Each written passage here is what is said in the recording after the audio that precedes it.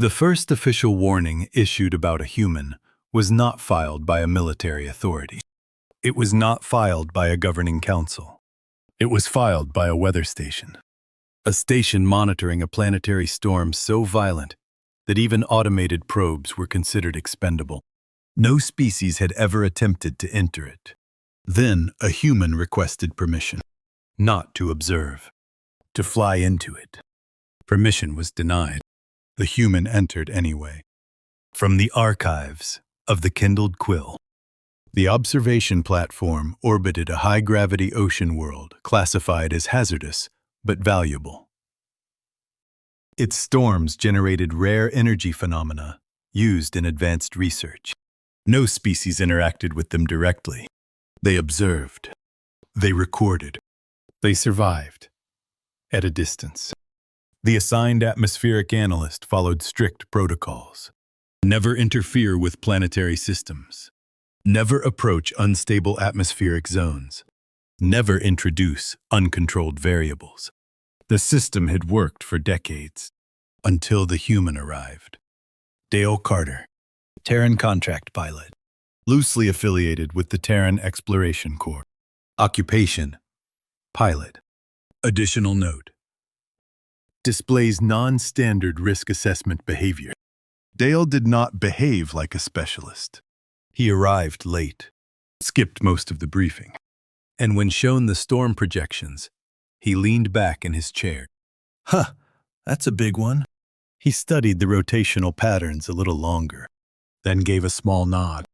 Reminds me of a hurricane off Florida. The analyst paused. Florida? Yeah, Dale said. Part of Earth. The analyst queried the database. Earth. Death World, Level 10. Subregion. Florida. Elevated extreme weather frequency. Dale gestured toward the storm. Can I take a ship down there? The answer was immediate. No. Wind shear beyond structural limits. Pressure instability. Electromagnetic interference. Even probes failed. Dale nodded along. Yeah, I get that. A pause. How close did they get? The question was irrelevant. Or should have been. Dale smiled. I got this. The analyst stared at him. Pilot Carter, permission is explicitly denied. Dale nodded once. Fair enough. The analyst relaxed slightly.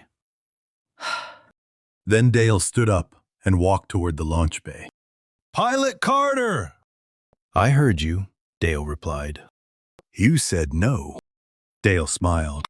That just means you think this is dangerous. Dale launched anyway. Security flagged the violation. Recall orders were issued. No response. The platform tracked his descent. At first, everything matched predicted failure. Atmospheric entry. Violent turbulence. Telemetry degradation. Then came deviation. Instead of avoiding the storm's strongest currents, Dale turned into them. He angled the ship along the pressure gradients. Not resisting. Aligning. The analyst initiated predictive modeling. The system failed. There was no stable trajectory. Only continuous adjustment.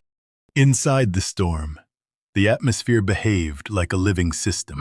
Vertical pressure walls. Rotational currents.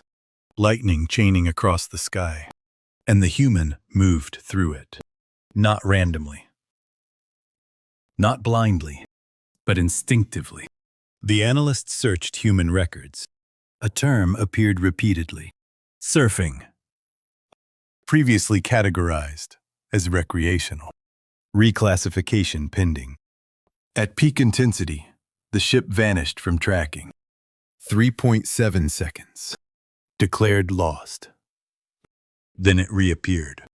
Deeper inside the storm than any probe had survived. The analyst opened a channel. Pilot Carter, explain your flight method. Dale's voice came through calm. You're treating it like a problem. Silence. It's not a problem. Lightning tore across the sky. It's a system. The ship rode a rising current, cresting a wall of compressed atmosphere, and systems got flow. The analyst could not model it. You don't fight the flow. You read it. Another surge. Perfect correction. Same as back home. The realization formed. Humans did not simply endure chaos. They interacted with it, adapted in real time. Where others saw danger, humans saw motion. And where there was motion, there was something to ride. Dale exited the storm 12 minutes later. The ship was damaged. Multiple systems failed. But it remained operational. And it carried something no probe had ever returned with. Complete internal storm data. The final report, submitted to the Galactic Commerce Consortium, included a revised classification. Humans. Not risk-averse. Not risk-tolerant. Risk-adaptive. Capable of converting hostile environments into navigable systems. Additional note. Humans from high-risk subregions demonstrate elevated performance in unstable conditions. Addendum. Subject: Dale Carter, Extreme Environmental Adaptation Specialist. Final note. Term Florida Man, identified in cultural records. Behavioral classification unresolved. Because when humans encounter chaos, they do not always try to escape it. Sometimes they learn how it moves, and then they ride it.